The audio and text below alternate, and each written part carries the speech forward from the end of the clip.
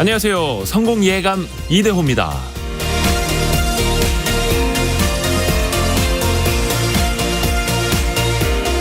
투수와 타자를 넘나들며 맹활약하고 있는 메이저리거 오타니 쇼헤이 선수는 어릴 적부터 길에 떨어진 쓰레기를 열심히 주웠다고 합니다. 쓰레기를 줍는 것은 다른 사람이 떨어뜨린 운을 줍는 것이라고 생각했다 하네요. 실제로 그게 오타니 선수에게 행운으로 돌아왔는지는 알 수 없지만 확실한 것 하나는 주변이 깨끗해진 것만큼이나 긍정적인 마음이 생겼을 거라는 사실입니다. 여러분은 혹시 다음 두 가지 중에 어떻게 생각한 적이 더 많으신가요? 난 왜 이렇게 운이 없을까? 난 왜 이렇게 운이 좋을까? 운이 없다고만 생각하면 내 삶 속에서 불운한 것들만 더 크게 느껴지고 뭘 해도 인생 자체가 불행하게 느껴질 겁니다. 반대로 나는 운이 좋은 사람이라고 생각한다면 내 삶 속에서 작지만 의미 있는 것들이 보이기 시작할 겁니다. 그리고 그게 행복에 싹이 트는 것처럼 느껴질 겁니다. 행운은 하늘에서 떨어지는 것도 누구에게 선물 받는 것도 아닙니다. 그저 하나 둘씩 내가 만들어가는 것이라고 생각하면 오늘부터 행운의 적립금이 차곡차곡 쌓여 나갈 겁니다. 오타니 선수가 줍고 있는 그 작은 쓰레기처럼 말이죠. 성공예감 이대호입니다. 지금 시작합니다.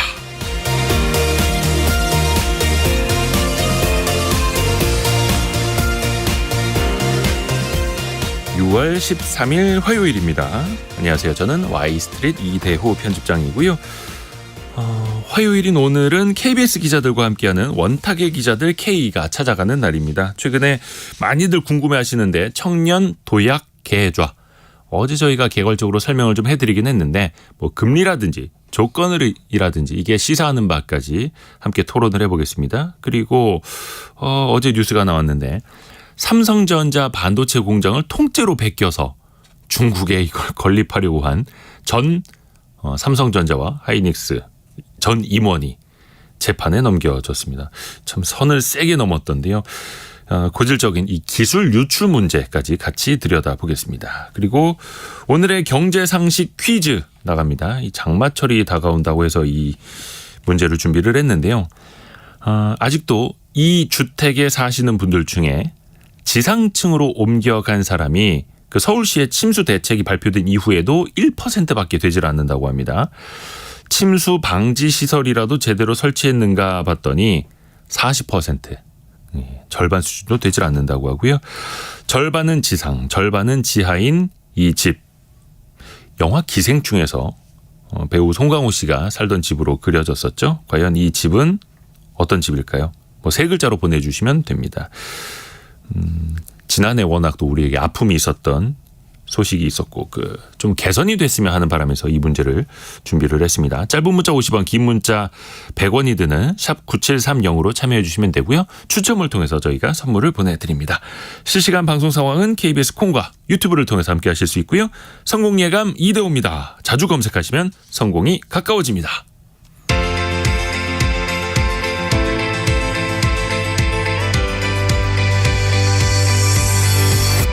KBS 1라디오 성공예감 이대호입니다. 8265님이 1등 하셨습니다. 제일 빨리 보내주셔서 고맙습니다. 다른 분들도 계속 보내주고 계시는데 감사의 말씀드리고요. 참 좋은 경제연구소 이인철 소장과 함께 경제뉴스 정리해봅니다. 어서 오세요. 네, 안녕하세요. 와, 우리나라 증시도 그렇고 미국 증시도 그렇고 계속 좋습니다. 그렇습니다. 사실 그 FMC 회의 앞두고는 주로 관망세 올라도 좀 미적대거나 아니면 조금은 이제 보수적으로 투자를 하는데 오늘은 좋습니다. 오늘 새벽에 마감한 뉴욕 증시가 금리 동결 기대감에 1년여 만에 최고치를 찍고 있습니다. 나스닥은 2.5% 넘게 올랐고요. 다우 지수가 0.56%, 대형주 유지 S&P 500 지수도 0.9% 넘게 올랐습니다. 일단 뭐 미국 경기 연착륙에 대한 기대감 커졌죠. 여기다가 뭐 이번 금리 동결 뭐 다음에 인상한다 하더라도 금리 인상이 어쨌든 막바지에 다다랐다라는 이제 기대감이 컸고요. 여기다 투자은행인 골드만삭스가 대형주 위주 S&P 500 지수의 연말 전망치를 상향 조정을 했어요. 네. 4,500선까지 내다보고 있는데 현재 S&P 500 지수가 한 4,300선인 걸 감안하게 되면 추가로 한 5% 정도 상승이 가능하다라고 보고 있는데요. 어쨌든 이번 FOMC 관전 포인트는 크게 세 가지입니다. 금리 동결 전망 한 8대 2 정도로 우세한데 7월 인상 가능성은 여전히 남아있다. 네. 한 단계 더. 그리고 요번은 점도표를 발표하는 분기입니다. 그래서 연준 의원들의 최종 금리 상단에 대한 어느 정도의 이 가이던스가 나올 것 같아요. 근데 지난 3월에 가이던스는 중위값이 5.1%, 상단이 5.25였다면 이번 한 단계 내지는 두 단계 정도 올라가지 않겠느냐라는 거고요. 아마 이에 앞서서 발표되는 13일에 발표되는 5월 CPI가 아마 그 단초가 될 수 있는데 그러나 지금 고용 과열이나 인플레이션 특히 이제 근원 물가 개선 속도가 상당히 좀 더디기 때문에 네. 이번에는 이 금리 인상을 건너뛴다 하더라도 이걸 매파적 동결. 그래서 이제 완전히 금리 인상을 종결하는 것이 아니라 추가 인상 가능성을 열어두는 성향이 되지 않겠느냐라는 관측이 우세한데 물론 정말로 깜짝 호주나 캐나다처럼 정말로 그 시장과의 예상과는 정달리 대다수 예상을 깨고 금리 인상을 선택할 가능성도 한 20% 정도는 남아있다. 그러니까 이제 마음의 준비를 좀 하고 있는 게 오히려 이제 금리 인상 갔을 경우 충격이 더 커질 수 있기 때문에 좋겠습니다. 네. 그리고 오늘 우리 증시는 코스피는 지금 0.4% 올라서 2,639, 코스닥은 0.45% 올라서 889포인트 가리키고 있고요. 원달러 환율은 1,280원대 초반까지 내려왔습니다. 1,282원 가리켜서 원화는 굉장히 조금 그동안에 많이 약세였는데 좀 진정이 많이 되고 있네요. 예, 국제유가도 많이 내렸어요. 국제유가가 네. 연중 최저 수준으로 내렸는데 중국이 일단 수요 부진하죠. 또 이란 러시아가 공급 과잉 소식이 나오다 보니까 오늘 4% 넘게 내려서 7월 인도 분서부 텍사스산 중진리는 67달러까지 내렸습니다. 그러네요. 67달러대까지. 뭐 사우디가 감산을 한다고 해도 유가는 계속 떨어지고 있고요. 조금 듣던 중 반가운 소식인가요? 우리나라 기업들이 해외에서 벌어온 돈 사실 그 현지에서만 계속 투자하면 우리한테 그다지 좋을 게 없는데 해외에서 번 돈을 국내에 많이 가져오고 있다고요? 그렇습니다. 이 한국은행의 통계를 보니까 올 1분기 국내 기업의 해외 배당 수익이 많이 늘었습니다. 예. 1년 전에 비해서 거의 한 10배 가까이 들어서 102억 달러를 넘어섰는데요. 반면에 이제 같은 기간 해외 재투자를 위해서 해외 법인에 쌓아둔 유보액은 절반 이하로 줄었습니다. 자, 이게 어떻게 된 일이냐? 주로 이제 현대차, 삼성전자 주요 그룹의 해외 법인이 보유한 유보금을 대거 배당을 통해서 국내로 유입했다는 겁니다. 실제로 삼성전자가 올 1분기만 하더라도 배당 수익금 해외에서 벌어들인 게 한 8조 4천억 원으로 1년 전과 비교하게 되면 무려 60배가량 늘었고요. 또 현대차도 비슷합니다. 현대차도 거의 한 59억 달러. 거의 한 7조 8천억 원, 8조 원 상당을 현지 법인에서 배당금으로 받아서 연내 들어와서 국내 전기차 분야에 투자할 것으로 알려지고 있는데 이런 걸 뭐라고 하느냐. 이게 사실은 기업이 완전 공장을 되돌아오면 리쇼어링이 맞지만 네. 이건 자본이 회귀하는 것이어서 자본 리쇼어링이다라고 이제 통칭을 하고 있습니다. 어찌됐든 간에 나가는 것보다는 벌어서 갖고 들어오는 게 좀 반갑기는 합니다. 근데 올해 들어서 이렇게 이른바 자본 리쇼어링이라고 하는 이게 10배 가까이 늘어난 이유는 어떻게 볼 수 있을까요? 사실은 이 세금 부담, 이중 과세에 대한 부담이 좀 줄었기 때문인데요. 세금 부담. 네, 국내가 이제 모회사죠. 네. 해외는 자회사입니다. 네. 그런데 각기 다른 법인이에요. 그래서 법인 자금은 법인끼리 가져다 쓸 수가 없습니다. 반드시 배당을 통해서 이제 국내 모기업으로 들어와야 되는데 그동안은 이제 해외 자회사가 벌어진 돈을 배당하게 되면 해외 현지에 있으니까 외국에도 소득 세금을 내고 다시 들어올 때 또 세금을 내야 했거든요. 네. 자, 그런데 이제 이 지난해 말 세법 개정이 됐습니다. 올해부터는 해외에서 먼저 과세된 배당금 국내에 들어올 경우에는 해당 금액의 5%에 대해서만 이제 이 세금을 부과하고요. 나머지 95%에 대해서는 과세가 면제됩니다. 그래서 일종의 이제 이중과세 부담이 좀 줄어들었기 때문에 해외에서 번 돈 이제는 국내 배당을 통해서 이제 들어올 수 있는 환경이 갖춰져서 이게 사실 일석이조예요. 사실 기업 입장에서 보면 이 해외 유보금을 국내 투자에 지원으로 활용할 수 있겠으니까 당연히 이제 차입금 규모가 줄어들겠죠.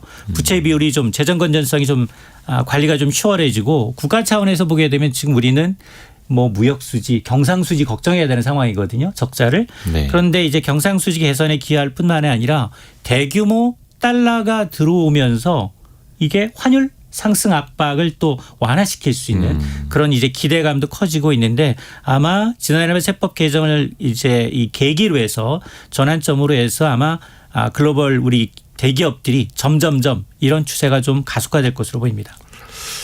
그러니까 우리나라 이렇게 세법을 잘 활용을 해야 되는 거죠. 외국에 두는 것보다 한국에 들어와서 투자하세요. 그러면 세제 혜택이 있어요. 거기에 맞춰서 또 기업들도 해외에서 번 돈을 가지고 오는 거고요.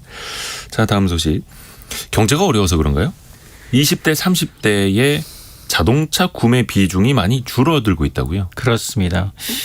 이 사실은 젊은 층의 경우에는 이 플렉스라고 해서 네. 자동차라든가 명품이라든가 좀 과시욕이 좀 왕성한 시기거든요. 그런데 최근 들어서 특히 지난해입니다. 지난해 20, 30대가 구매한 이제 신차를 봤더니 1년 전에 비해서 무려 26%나 급감했다는 거예요. 근데 신차만 준 게 아니라 중고차도 뭐 비슷한 수준으로 줄고 있습니다. 물론 뭐 20, 30대 이제 저출산 고령화 영향으로 인해서 주민등록상 인구가 준 것도 맞아요. 그러나 그건 한 자릿수거든요. 한 8% 정도 줄어들었다는 걸 감안하게 되면 신차 구매 감소폭은 인구 감소의 3배 이상을 웃돌고 있다는 겁니다. 왜냐? 바로 이제 불황에 취업 늦어지고 있습니다. 결혼 지연되고 있죠. 차값은 오히려 오르고 있습니다. 여기다가 이제 금리가 오르다 보니까 할부 고금리의 여파를 이제 받고 있다라는 건데요. 업계에는 고민이에요. 사실은 신규 자동차를 팔 수 있는 타겟이 사실은 20, 30대거든요. 네. 그런데 지금 이렇게 이 젊은 세대들이 소비가 줄게 되면 당연히 생산에 영향을 받고요. 이건 뭐 고용이나 소비 감소로 이어질 수밖에 없기 때문에 산업계 전반에 대해서는 이 타겟 마케팅 굉장히 중요합니다. 자동차 업계에서도 뭔가 타겟팅한 마케팅 중요하다. 그러면 어떤 것들 실제로 대안으로 내놓나요? 맞습니다. 사실은 그 주로 젊은 층의 경우에는 자기가 스스로 벌어서 구매할 경우에는 주로 소형차, 경제적인 차를 많이 사기 때문에 네.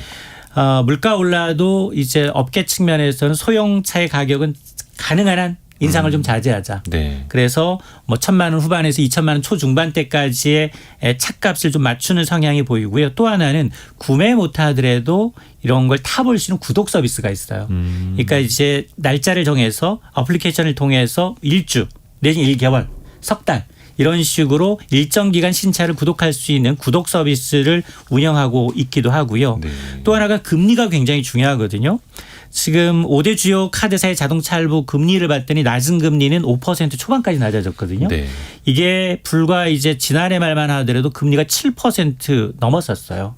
그러니까 그 사이에 한 2%포인트까지 이제 떨어진 것도 이런 아마 젊은 층들 그리고 신차 구매에 대한 어떤 수요를 좀 늘리기 위한 업계의 노력으로 보입니다.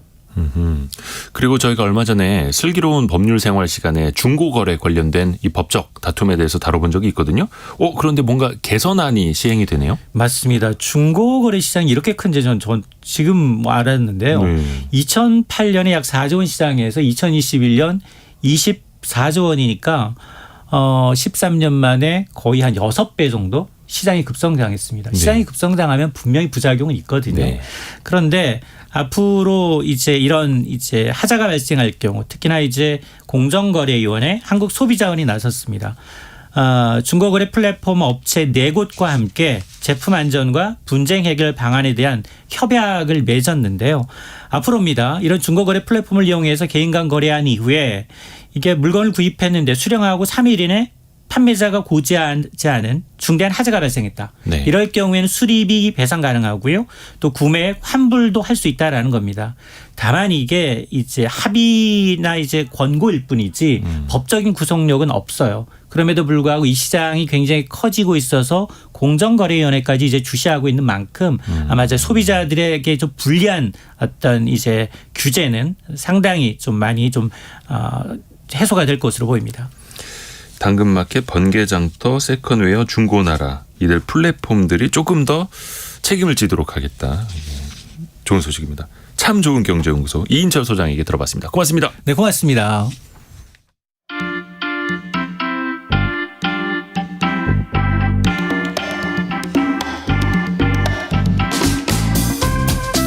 지금 여러분께서는 KBS 일라디오 성공예감 이대호입니다를 듣고 계십니다. 참여해주신 여러분께는 추첨을 통해 헬시 허그에서 한국인의 건강한 두피에서 찾아낸 두피 유래 유산균을, 판촉물 전문 그룹 기프코에서 텀블러 세트를, 아름다운 식탁 창조 주비푸드에서 자연에서 갈아 만든 생와사비를, 쉽고 빠른 판촉물 제작 시너지 기프트에서 LED 튜브 스탠드를, 그리고 성공예감에서 준비한 커피 쿠폰을 보내드립니다. 당첨자는 성공예감 이대호입니다 홈페이지에서 확인하세요.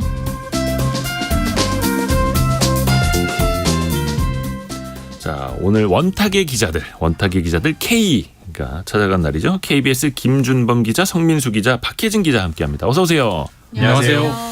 자, 저희도 같이 도약을 좀 해보죠. 청년들과 함께 도약. 청년 도약 계좌를 이야기해 볼 건데, 뭐 뉴스에 많이 나왔습니다만 아직도 청년 도약 계좌가 뭐지? 모르시는 분들을 위해서 좀 설명을 해드리면 좋을 것 같은데, 여기서 가장 청년에 가까우신 분이 좀 설명. 제가 가깝다면 제일 가까운데 네. 저도 대상은 안 됩니다. 아. 대상은 안 되고, 그래도 좀 이렇게 소개를 해드리면 한마디로 청년들이 5년간 매월 뭐 70만 원까지 납입을 하면 네. 최대 5천만 원의 목돈을 만들 수 있게 해주겠다. 뭐 이런 종류의 계좌라고 보시면 되고, 은행 이자뿐만 아니라 뭐 정부 기여금, 비과세 혜택도 받을 수 있는 상품이에요. 대상이 청년들인데 만 19세에서 34세, 그리고 소득 기준이 있어요. 뭐 직장 과세 기간 총 급여가 7,500만 원 이하여야 가입 자체가 가능한데, 뭐 물론 이제 소득에 따라서 조금 이제 구간 차이가 나기는 합니다. 그리고 가구 소득은 가구원 소득의 합이 중위 180% 이하가 돼야 되고, 이 청년 도약 계좌에 매월 40만 원에서 70만 원을 내면 이제 정부 기여금, 은행 이자, 비과세 혜택을 받는데 정부가 최대 6%까지 지원을 해줘요. 그래서 최대로 하면은 한 2만 4천 원 정도. 그러니까 개인 소득이 낮을수록 기여금이 좀 늘어나는 구조라고 보시면 됩니다. 만 19세에서 만 34세까지. 네.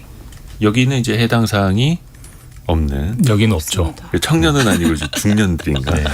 제가 조금 다른 관점에서 보충 설명드리면, 예, 김준범 그러니까 이제 기자. 매달 70만 원씩 5년을 적금을 부어서 5천만 원을 만들어 주겠다는 건데요. 네. 지금 대부분의 시중 은행들 적금이 한 4% 정도 금리를 그렇죠. 주거든요. 네. 예. 계산해 보면 70만 원씩 꼬박꼬박 5년 부으면 만기에 대략 한 4,600만 원 정도 나옵니다. 정상적인 시장 원리로는. 네. 근데 그걸 5천만 원을 만들어 주겠다는 거니까 400만 원을 누가 도와줘야 되는 거잖아요. 대략적인 구조로 한 200만 원 정도를 정부가 도와주는 거고, 한 200만 원 정도를 은행이 이제 선심으로 은행이 이제 손실을 감면서 부담을 하는 건데, 정부가 한 100만 원 정도는 기여금이라는 형태로 그냥 공돈을 주는 거고요. 100만 원 정도는 걷어야 될 세금을 안 걷습니다. 이자 소득세를 안 이자 받죠. 소득세 15.4%를 안 걷는 방식으로 도와주는 거고, 한 금리도 한 4%지만 은행들이 한 6% 정도, 좋게 말하면 사회공헌, 나쁘게 말하면 옆구리 찔려가지고 지금 더 얹혀주면서 이렇게 200만 원을 도와줘서 5천만 원을 만들어주는 목표 상품이고, 제 생각에는 5천만 원이라는 목표는 뭐 제목 뽑기 좋게 잡은 것 같아요. 이거 뭐 5년 동안 70만 원 모아서 4,868만 원 만들어주는 정치, 이건 기사가 안 되잖아요. 그래서 5년 동안 5천만 원 만들어주기라는 목표를 정해놓고 짠 정책 상품이다, 이렇게 볼 수 있을 것 같습니다. 근데 우리 KBS 기자분들이 이 주제로 오늘 꼭 해야 된다라고 말씀을 해주셨다면서요. 뭐 특별한 이유가 있었네. 근데 이제 성민수 기자. 네, 이게 뭐 5년을 부으면 5천만 원을 만들어 주겠다 이렇게 네. 얘기를 했는데, 사실 취지를 우리가 돌아서 생각해 보면 그 뭐 최근에 이제 청년들이 예전 같으면 뭐 급여 소득을 통해서 이거를 적립을 해가지고 저축을 해서 뭐 집을 사고 그다음에 재산을 형성하는 그 과정이 가능했는데, 지금은 우리가 받을 수 있는, 청년들이 받을 수 있는 급여랑 그다음에 그 살면서 궁극적으로 모아야 되는 재산, 그러니까 그 종잣돈의 괴리가 너무 크게 벌어져 있잖아요. 네. 그러니까 자꾸 이제 뭐 코인에 투자한다든지 그다음에 급여를 그렇게 중하게 생각하지 않죠. 예전처럼 중요하게 생각하지 않고 뭔가 한탕으로 돈을 벌어야지 이렇게 내가 월급 받고 살아서는 별로 희망이 없다. 이런 생각을 하는 사람들이 늘어나니까 뭐 정치권에서 청년 대책이라고 만든 거죠. 사실 이거를. 그러니까 뭐 집값이라든지 자산 가격 상승을 보면서 박탈감이 들기도 하고 그것 때문에 마음이 더 조급해지니까 빨리 갈 수 있는 길을 선택하다가 뭐 코인 같은 거 폭락할 때 또 이제 안 좋은 일들이 생기기도 하고 그래서 좀 차근차근 가자. 사실 5년 동안 5천만 원을 모은다라는 건 쉽지 않잖아요. 쉽지 그렇죠. 1년에 1,000만 원씩 청년들의 연봉 가지고 모은다라는 것 자체가 어려운 일인데 전부는 아니겠습니다. 그래도 은행들과 정부가 조금씩 도와준다라는 거고 뭐 관치나 이런 측면에 대해서는 뒷부분에 또 한번 이야기를 해보겠고요. 은행별로 이게 금리가 다르더라고요.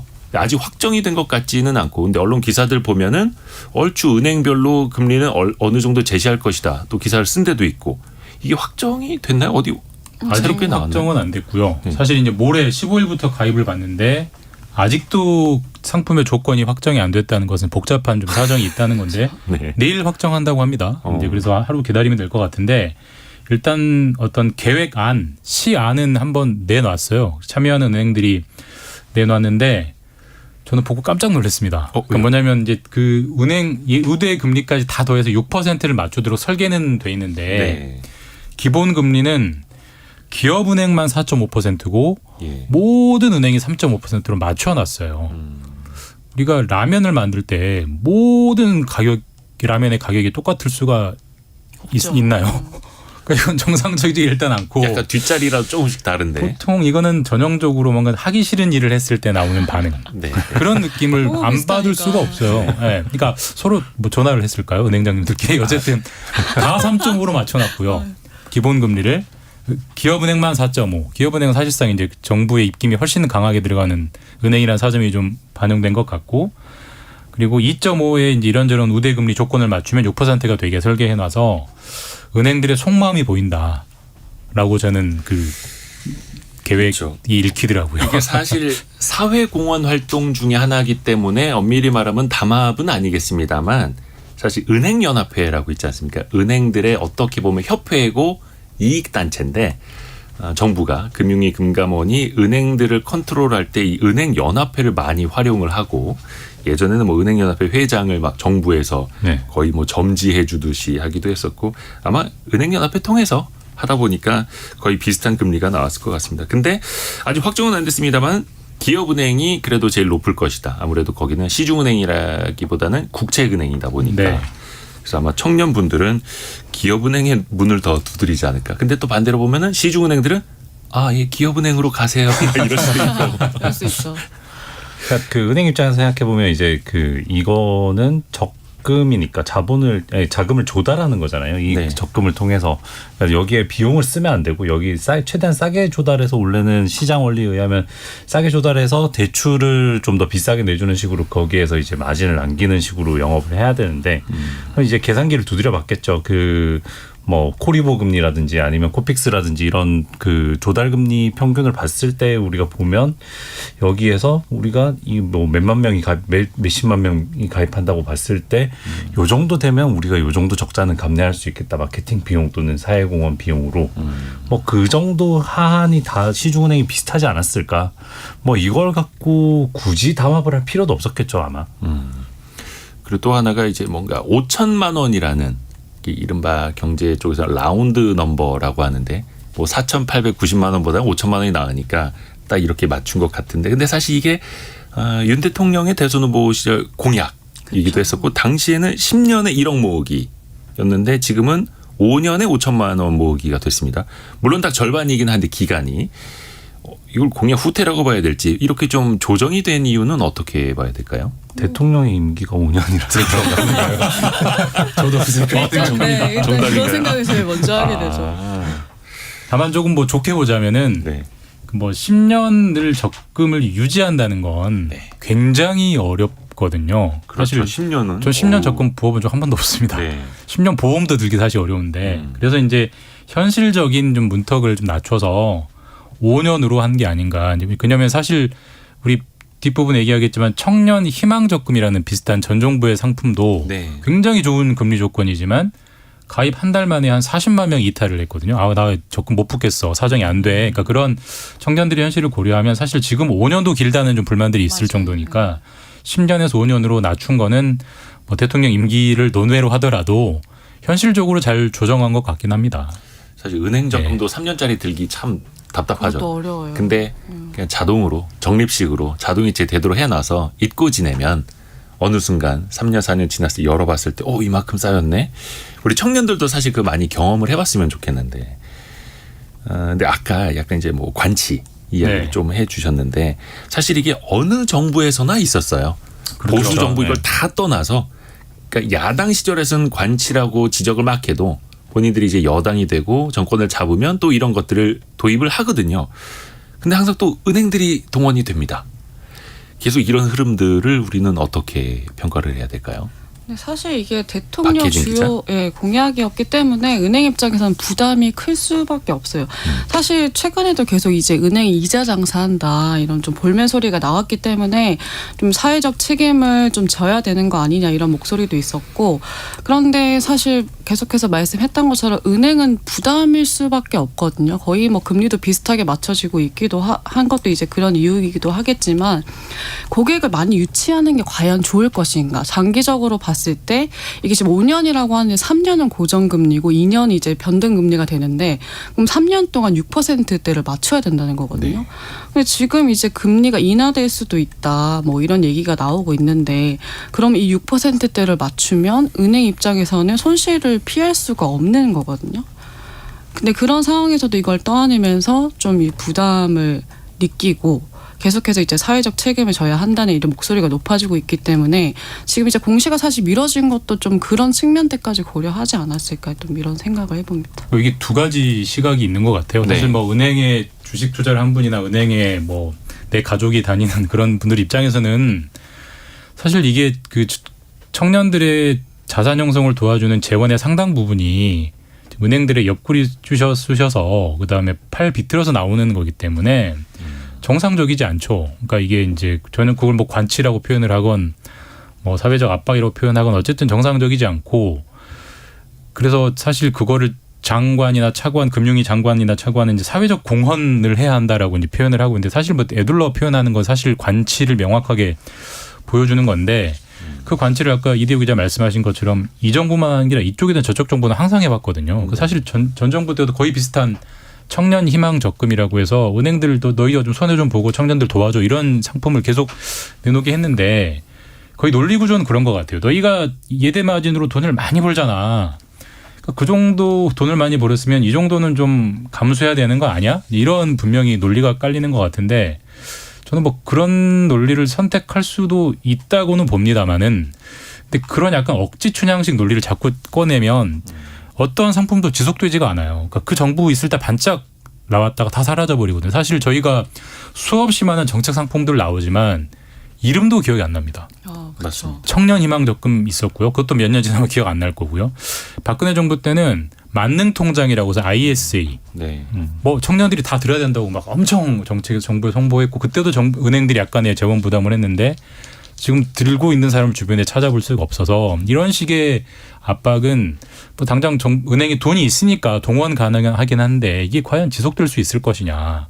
굉장히 좀 지속 가능하지 않은 방법을 모든 정부가 이쪽이든 저쪽이든 택하고 있다라는 전 개인적으로 좀 답답한 심정은 듭니다. 이게 청년 도약 계좌 그리고 바로 직전께 청년 희망 적금, 청년 내일 저축 계좌, 청년 내일 채움 공제 등등 많습니다. 그래서 이런 거 항상 할 때 또 기자들도 다시 검색을 해봐야 돼요. 헷갈려요. 이게 머릿속에 다 너무 남질 비슷해요. 않아요. 네. 너무 많아요. 실무자분들이 이름 짓기도 어려울 것 같아요. 다른 걸 지어야 되니까.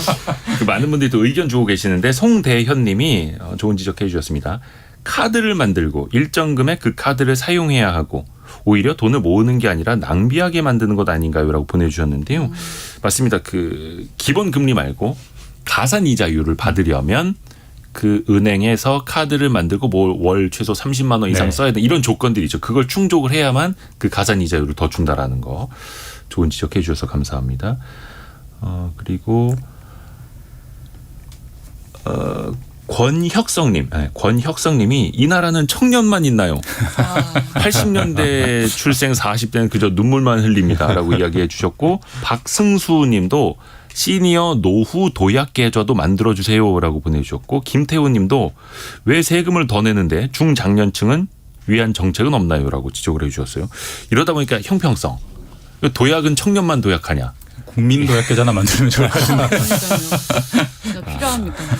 결과적으로 이런 예산으로 뭔가 그 계좌를 만들어서 그 보전해 준다는 구조가 그 예. 박근혜 정부 때 나왔던 그 재형저축이라는 것도 있었는데 그 재형저축 결국엔 2년 만에 없어졌거든요. 그 재원이 부족하니까. 그 재원의 한계가 있죠. 정권이 바뀌면 그 재원을 전 정부 이 상품에 왜 예산을 쓰지? 이러면서 이제 그 금융위 담당 사무관이 바로 삭제를 하겠죠. 뭐 그런 수순으로 가는 수밖에 없거든요. 근데 또 하나 더 생각해 볼 거는 저는 이게 이제 청년들은 그 지금 기대하는 그 재산이라는 게 지금 5천만 원보다는 훨씬 많단 말이죠.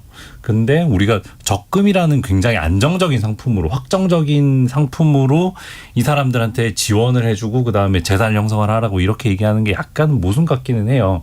아까 그 청취자분이 말씀하신 뭐 노후 재산 형성 이런 건 이제 노후에선 돈을 잃으면 안 되기 때문에 확실하게 뭐 적금이라든지 확정 그 이자 상품을 지원하는 게 맞고 그다음에 청년들은 사실 이제 펀드 투자나 그 주식 쪽 성격이 있는 투자 상품 성격이 있는 쪽으로 유도를 해야죠. 네. 그다음에 그 주식을 이렇게 어디 몰빵해서 막 돈을 잃고 이게 아니라 그 뭐 간접 상품이든지 직접 상품이든지 좀 제대로 해서 어느 정도 수익을 좀 잘 걷어서 재산을 잘 형성하게끔 유도할 필요도 있다고 생각을 하거든요. 그러니까 저도 뭐 같은 생각인데 네. 청년의 자산을 형성을 국가가 도와줘야 한다는 정책 목표를 누가 부인하겠어요. 더군다나 지금처럼 청년들은 상대적으로 저소득이고 뭐 아파트 같은 자산은 엄청나게 고자산인 상황에서 청년들이 상대적으로 정부가 끌어올려줘야 하는 타겟층인 건 분명히 맞는데 그 목표를 무슨 누구의 돈과 무슨 수단으로 이행할 것인지는 좀 전공법을 택했으면 좋겠어요. 사실 그러니까 정말 정부가 청년을 도와주고 싶으면 세금을 더 걷어서 그게 법인한테서 걷든 고자산가한테서 걷든 아니면 노년이나 중년한테서 걷어서 정부가 그거를 직접 지급하든지 아니면 세액공제 형태로 간접 지급하든지 이런 식으로 해야 지속 가능한 정책이 되는 것이지 은행들 모아놓고 너 이거 만들어 이렇게 해버리면 다음 정부는 여기에 왜 예산을 집어넣겠습니까? 안 집어넣지. 그러면 또 없어지는 거거든요. 근데 지금 가입하면 5년 다음 정부 때 5년 만기가 찾아온단 말이에요. 굉장히 지속 가능할 수 없는 정책을 반복하는 것 같아서 좀 답답합니다. 이거 네. 그 지속 가능하게 만드는 방법 알려드릴까요? 어떻게 하면 됩니까? 지속적으로 은행장들을 불러 모읍니다. 항상 그렇습니다. 저도 예전에 뭐 은행장들 머리 잡겠는데요. 은행도 그렇고 금융당국 출입할 때 보면은 은행장님들뿐만이 아니라 부행장, 네. 은행의 임원들 당국에 자주 모입니다. 전화도 자주 받고요.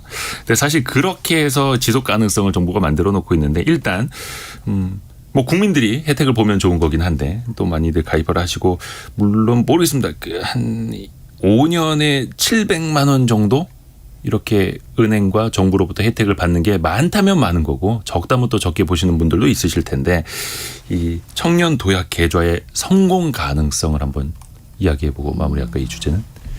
성공 가능성. 그래도 가입은 엄청 많이 할 것 같습니다. 실제로 청년 초반에는 희망 적금, 그러니까 전 정부 때 했던 청년 희망 적금의 전례를 봐도 그때 대략 한 30만 명 정도 가입할 거로 정부가 예상하고 예산을 잡아뒀는데 200만 명 넘게 가입했거든요. 근데 청년 도약 계좌는 청년 희망 적금보다 훨씬 가입 요건이 완화가 됐어요.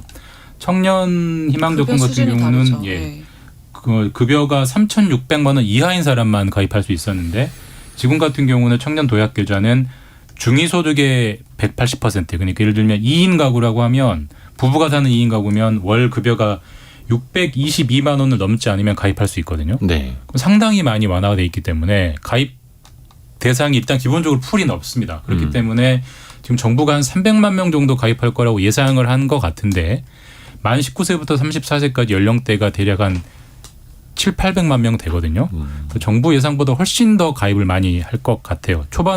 초기 흥행은 되게 좋을 것 같은데 아까도 말씀드렸지만 이제 이탈하지 않고 5년을 유지해야 그 혜택을 받는 건데 과연 가입한 사람이 100이라면 몇 퍼센트나 유지할 수 있을 것이냐는 저는 좀 잘 모르겠습니다. 네.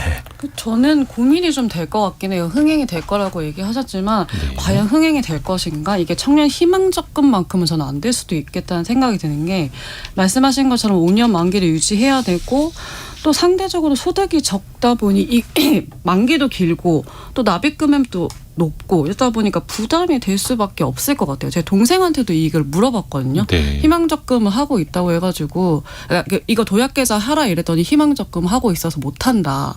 맞아요. 또 못하는 사람들도 많아요. 중복가입이 안 되기 때문에. 지금 2095님도 그 두 개 다 가입할 수 있나요 물어보셨는데 청년 안 되죠. 희망적금하고 네. 중복 가입은 안 되죠. 해지해야지. 안 됩니다. 네. 할 수 있죠. 그리고 뭐 결혼이나 출산 이런 목돈도 필요할 때마다 해지를 고민하게 될 텐데 네. 미리 고민하실 분들이 꽤 많을 것 같아요.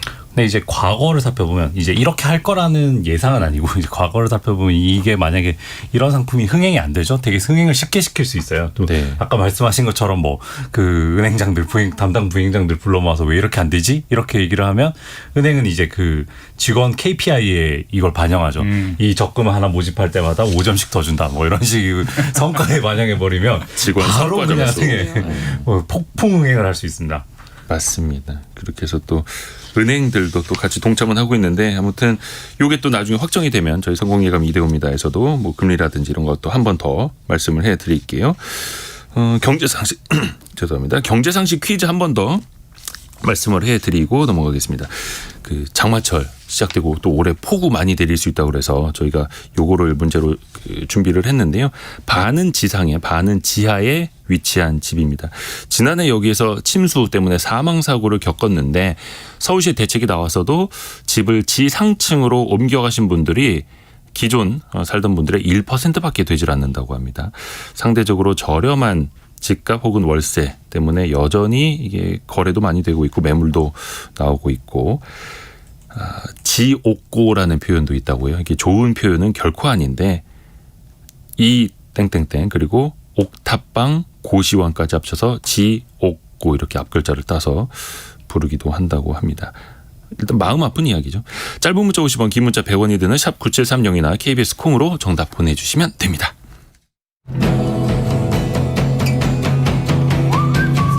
오늘의 움직임에 주목하고 세상의 흐름을 놓치지 않습니다.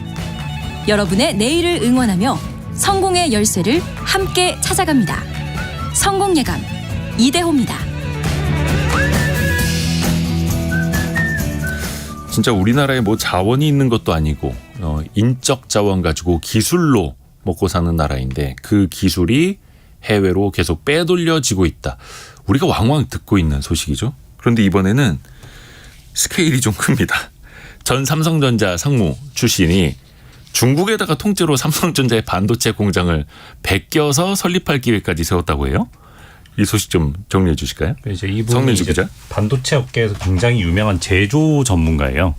최모 씨인데 예. 이분이 이제 그 좀 옛날 사람이거든요. 사실 반도체는 요즘에 최신 기술이 계속 바뀐다고 예. 하잖아요. 근데 이제 이 사람이 그 하이닉스가 SK 그룹에 편입될 때쯤 하이닉스에서 부사장을 하고 있었는데 이제 이때 관두고 그 한화 태양광 쪽에도 좀 가 있다가 그 중국 이제 그 대만 어제 뭐 이제 이름은 안 나왔는데 대만 폭스콘이라는 회사에서 이제 투자 제안을 받아가지고 그 싱가포르에다가 법인을 하나 설립하고 그래서 그 원래 가지고 있던 기술이 뭐냐면 수율을 높이는 거. 그러니까 네. 그 생산하는 D램 중에서 양품 비율을 높이는 데에 대해서 굉장히 그 노하우를 가지고 계시던 분이에요. 그러니까 이분이 이제 그 중국 업체들이 제일 큰 문제가 뭐냐면 메모리를 생산할 때 양품 비율이 너무 낮아서 그렇죠. 계속 분량이 너무 많이 나오니까 그게 문제인데 이제 처음에는 대만계 업체들한테 이걸 많이 컨설팅을 했었죠. 이런 식으로 하면 수율을 높일 수 있다.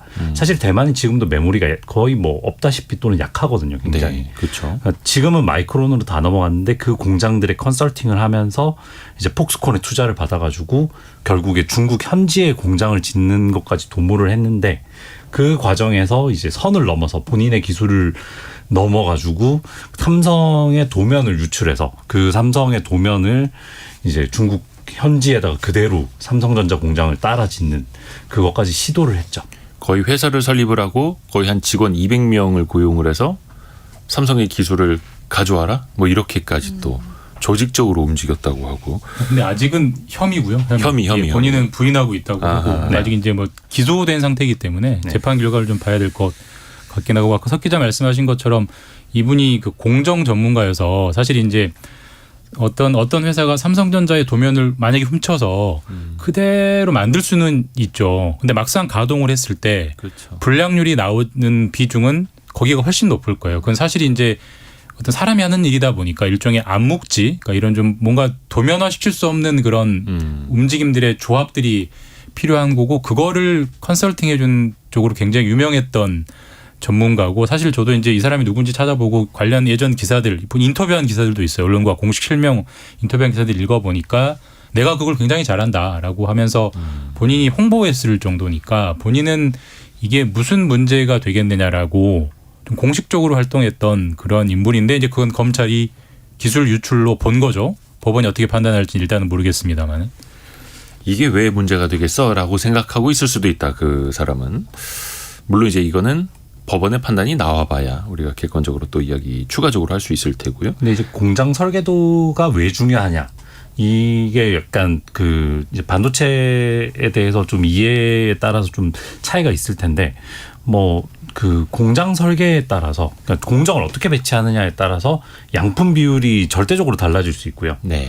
예전에 그 삼성전자가 일본에 견학 가서 연구원들이 이제 막 처음 우리나라에 반도체를 들여올 때 그 걸음수 이렇게 보폭으로 그 공정 배치를 이렇게 머릿속에 집어넣어가지고 그걸 다시 그려가지고 뭐 반도체 공장을 지었다. 삼성 반도체가 그렇게 시작됐다. 그렇게 얘기를 하잖아요. 네. 그러니까 그 정도로 중요한 거예요. 지금 삼성전자가 만드는 공장이 뭐 평택 고척 같은 데 가면 이제 보실 수 있는데 그 이렇게 기둥 같은 게 내부에는 많지 않다고 해요. 네. 그러니까 기둥이 있으면 공정 배치가 어려우니까 그 기둥을 최소한으로 줄이고 뭐 이런 게 핵심 기술인데 그걸 이제 그대로 베끼려고 했다. 그런 거죠. 지난번에 조 바이든 대통령이 방한했을 때도 윤 대통령하고 그 평택 공장 갔잖아요. 그것도 기존 공장이 아니라 설비를 막 깔고 있는 공장을 조금 보여줬고 그것도 동선이 언론에 잘 유출되지 않도록 각도까지 재면서 이렇게 했던 건데 그만큼 예민한 거죠. 물론 그 거대한 공장 내에서 만들어지는 반도체는 수 나노미터 단위이기 때문에 또 이제 정밀한 영역으로 들어가 봐야 되는 건데 그 자체라도 굉장히 예민하다라는 거고. 근데 지금 이 기술 유출도 삼성전자에서도 계속 반복되고 있는 일이잖아요. 이게 뭔가 좀 근본적인 문제가 있어서일까요? 기술을 빼가는 입장에서는 네. 그 우리가 이제 기술을 빼와 그 만약에 이제 우리 세 명이 이제 또 특정 기술을 가지고 있지 않아서 빼와야 된다고 생각하면 빼오기만 하면 그건 되돌릴 수 없잖아요. 그러니까 빼오기만 하면 우리는 그걸 알 수 있어요. 그러면 여기에 대해서는 엄청난 돈과 뭐 시간과 노력을 들일 수 있죠. 근데 뺏기는 입장에서 생각해 보면 이걸 어디를 막아야 될 것인가. 삼성전자 또는 SK하이닉스라는 거대 기업에서 수많은 직원이 있고 수많은 관계사가 있는데 여기서 어디를 막아야지 기술을 유출을 막을 수 있느냐. 이 막는 입장은 너무 어렵고 뺏는 입장에서는 너무 사활이 걸린 문제이기 때문에 적극적으로 뛰어들 수 있고. 우리나라 기술이 최근에 많이 유출되고 있다는 것은 뒤집어서 얘기하면 우리나라의 기술이 그만큼 올라왔기 때문에 네네. 모두가 이제 탐내는 특히 반도체 분야에서는 기술이 된 것 같고 근데 상대적으로 이제 우리나라 기술이 많이 올라와 있으니까 우리나라 입장에서는 국익을 지키려면 철저하게 그 산업 기술을 보호하고 그걸 훔쳐가려는 자들을 사실 철퇴를 내려야 되는데 그런 보호하는 측면은 아직 해외보다는 분명히 약한 것 같아요. 사실 미국이나 이런 선진국들 보면은 기술 빼가면 그걸 간첩으로 보고 엄청난 처벌을 하거든요. 근데 우리나라 같은 경우는 산업기술보호법이라고 있긴 하지만 실제로 기소되는 경우도 많지 않고 설령 기소돼도 무죄율을 찾아보면 한 34% 정도가 무죄가 나와요. 그러니까 3건 중 1건은 무죄가 나온단 말이에요. 사실 이분도 사실 어떻게 될지 모릅니다. 근데 그게 정말 무죄이기 때문에 무죄일 수도 있는 것이고 아니면 유죄로 볼 수도 있지만 우리나라 법원이나 사법당국의 기본적인 좀 판례가 경향이 이 문제가 정말 심각한 문제구나. 강하게 철퇴를 내리겠다라는 좀 트렌드가 덜 잡혀서 그렇게 나오는 걸 수도 있죠. 어쨌든 상대적으로 뭐 우리나라가 기술 유출 범죄자들에 대해서 좀 가볍게 처벌하는 나라인 거는 아직 선진국들에 비하면 그런 것 때문에 더 반복되는 측면도 있지 않을까 그렇게 보입니다. 잡히는 사람들 입장에서 생각해 보면 잡히는 사람들이 왜 도대체 이분도 그렇고 나는 아무런 잘못이 없어. 네. 이렇게 주장하느냐. 그게 본인 기술이라고 생각하는 거죠. 이게 삼성전자의 기술이 아니고 나의 기술이다. 물론 이거는 이제 그 검찰 수사에서 그다음에 이제 국정원이 처음에 파악한 거로는 뭐 도면이 넘어갔다. 이거를 이제 포착해서 결과적으로 이런 성과가 나온 건데, 근데 이제 사람이 넘어가서 사람이 거기에서 뭐 컨설팅을 하든지 뭐 기술을 자기 노하우를 거기서 하든지 그거는 그 본인 거라는 거죠. 그 개인적인 양심이라거나 직업 의식 같은 게 좀 지금 그런 것도 좀 생각을 해봐야 되지 않나. 기술 인력들의. 그렇죠. 그 빼돌리는 사람들 입장에서는 걸려도 남는 장사죠. 왜냐하면 일단 처벌이 잘 안 되고 있기 때문에. 중국 기업으로 그냥 맨몸으로만 이직을 해도 몸값 3배, 한때는 뭐 10배까지 쳐줬다고 했고, 근데 사실 그게 공짜는 아니잖아요. 그 안에 뭔가의 노하우, 뭔가를 가져가야 되는 거고, 그쪽에서 뭔가 보따리를 풀어놔야 되는 거고. 얼마 전에 전경련에서도 그러고 이 기술 유출, 산업 스파이 혐의에 대해서는 대법원의 양형 기준을 높여야 된다, 이런 지적들 나오고 있는데, 그렇죠? 근데 지금은 우리나라는 굉장히 솜방망이 처벌이다라는 지적들이 끊이질 않는 거고요. 미국은 최대 34년까지도 징역형이 가능하다고 합니다. 그래서 이게 뭐라 그래야 될까요? 좀 기회 비용, 이들의 위험의 비용을 훨씬 더 높여버려야 그래도 뭔가 좀 시도할 수 있는 사람들도 줄여버릴 수 있을 텐데요. 그러니까 최근에 그 글로벌 산업 경쟁의 지형들을 보면은 점점 더 이제 핵심 산업은 서로 내재화하려고 하잖아요. 그러니까 네. 핵심 기술은 우리나라가 직접 만들어 쓰자라는 경쟁이 점점 격화되고 앞으로 더 격해지지 않겠습니까? 그런 상황이라 본다면 사실 우리도 철저하게 기술을 지켜야 되는 거고, 그 기술을 훔쳐가려는 혐의자들에 대해서 양형을 높여야 되는 시대적 흐름은 분명히 맞는 것 같아요. 근데 이게 단순히 이제 기업 입장에서 보면 뭐 사실 삼성전자는 이런 기술 유출에 대해서 굉장히 관리, 감독 세게 하고 있는 걸로 알고 있거든요. 컴퓨터에 함부로 프로그램 깔지도 못하고 USB 함부로 꼽지도 못하고 휴대폰 카메라 뭐 당연히 들고 들어가지도 못하고 하는데, 이걸 기업 차원의 일로만 봐야 될지 정부 차원에서도 좀 봐야 되지 않지. 물론 이번에 전국 뭐 국정원이라든지 검찰 동원되긴 했습니다만 사전에 기술 유출이 되지 않도록 방지하는 차원에서도 좀 정부의 역할이 있어야 하지 않을까요? 지금 사실 정부가 역할은 하고 있죠. 하고 있는데 그 유출을 하려는 제가 이제 업계에서 듣기로는 유출하려는 시도의 숫자와 그 다음에 그 잡으려는 사람의 숫자가 너무 크게 차이가 나서, 그러니까 사실 지금 거의 뭐 바퀴벌레 잡기랑 비슷한 거예요. 내가 한 마리를 잡았지만 내가 눈에 안 보이는 100마리가 더 있다, 뭐 이런 느낌으로. 사실 뭐 인력과 조직을 훨씬 더 지금보다 늘리는 방안도 필요하고, 또 하나 생각해 볼 거는 이제 형사처벌에 우리가 집중을 하는데 우리나라 형법 체계에서 그렇게 무거운 형을 내리기는 쉽지 않잖아요. 그리고 이게 기술 유출은 다 초범이에요. 재범을 할 수가 없잖아요. 그러니까 초범이라서 또 그 감경받고 그러는데, 사실 이 기술 유출은 대부분 경제적인 문제 때문에 유출을 하려는 유인이 생기는데, 조금 더 그 벌금이라든지 뭐 그 민사 소송이라든지 이런 그 경제적인 징벌을 강화하는 게 더 필요하지 않나, 이런 생각도 듭니다. 그리고 이제 수사기관 그 산업기술 스파이 수사하는 전담 부서들 말을 좀 들어보면은 그 기술 유출의 트렌드도 조금씩 바뀌고 있다고 하더라고요. 예전에는 아까 이대호 기자 말씀처럼 아주 고급 인력을, 사람을 빼가는 형태로, 네. 그 사람이 가지고 있는 지식을 습득하는 형태로 기술 유출하려고 했는데, 요즘은 그건 많이 걸리니까 아예 고급 장비, 비싼 장비를 사가서 사는 건 사실 우리 입장에서 수출이거든요. 당장에서 성과인데, 그렇죠. 사면서 사실 뭐 다 뜯어보면서 이제 공부하는 방식에 사실 엄격하게 따지면 그게 유출인가 학습인가 좀 애매하긴 하지만, 어쨌든 그런 방식으로 좀 트렌드도 좀 바뀌고 있다고 하기 때문에, 사실 정부가 아무리 뭐 많이 잡는다고 해도 경찰 100명이 도둑 1명 못 잡는 것처럼, 사실 우리가 높은 기술을 가진 나라가 어떻게 보면 피할 수 없는 굴레 같은 거 같긴 합니다. 워낙 좋은 장비와 인력들 많이 가지고 있기 때문에. 저도 최근에 들었는데 그 외국산 장비들 있지 않습니까? 특히 뭐 식각, 뭐 증착, 특히 이제 첨단 장비들은 거의 다 해외, 미국이라든지 네덜란드 이런 데서 하고 있는데, 이게 중국 업체들도 삼성에서 쓰는 장비를 그대로 살 수 있다라는 거죠. 또 그들 업체들도 마케팅 기법 중에 하나가 이 최신 장비를 삼성전자나 SK 하이닉스가 도입한 겁니다. 이거 그대로 몇 대 이렇게 가져가시면 얼추 비슷하게 나옵니다라고 마케팅을 한다라는 거죠. 그래서 더더욱이 하루빨리 소부장이라고 해서 국산화도 많이 시켜야 되는 건데, 또 한켠에서는 국산 장비를 만드는 기업들도 성장이 정체되다 보니까 중국 기업들의 수주를 또 받아서 중국에다가 또 장비를 수출을 하고 있고, 근데 또 그들 입장에서 이거는 범용입니다.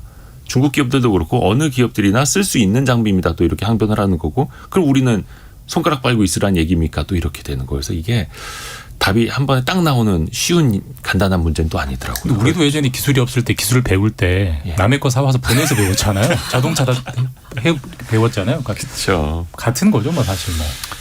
그 이번 건도 그렇고 그 아까 말씀하신 것처럼 이제 반도체 장비 업체가 발전을 하려면 그러니까 우리 반도체 장비 업체들이 사실 그동안 중국에 많이 수출을 해왔거든요. 그러니까 그 중국에 수출을 해야지 그 반도체 장비 업체들이 발전을 할 수밖에 없는 모순이 있죠.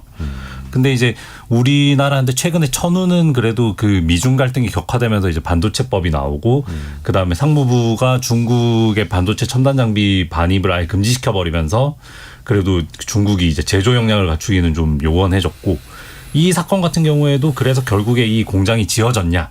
공장이 지어지지는 않았어요.